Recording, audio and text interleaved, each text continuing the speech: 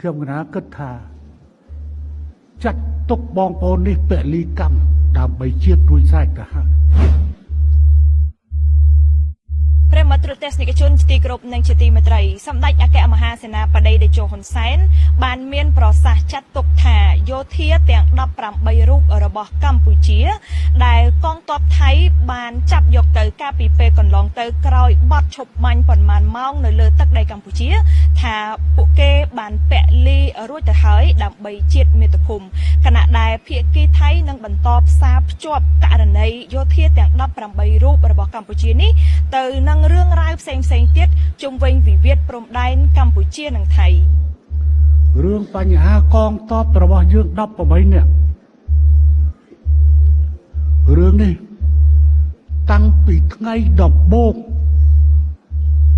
ខ្ញុំគិតថាខ្ញុំគិតត្រូវណាស់ការចាប់កងទ័ពយើងចាប់ក្រោយពេលបត់ជុំបាញ់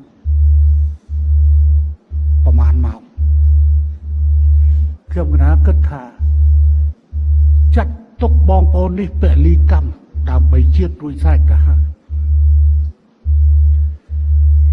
គេច្បាស់ណាស់នឹងយកបញ្ហានេះទៅដោះដូររឿងនេះរឿងនោះហើយបងប្អូនទាំងនោះក៏ពិតជាយល់ក្រុមគូសារក៏ពិតជាយល់គេច្បាស់ជាតបភ្ជាប់រឿងនេះរឿងនោះនៅលើពិភពលោកតើច្បាប់ទម្លាប់អន្តរជាតិនៅទីណាទៅ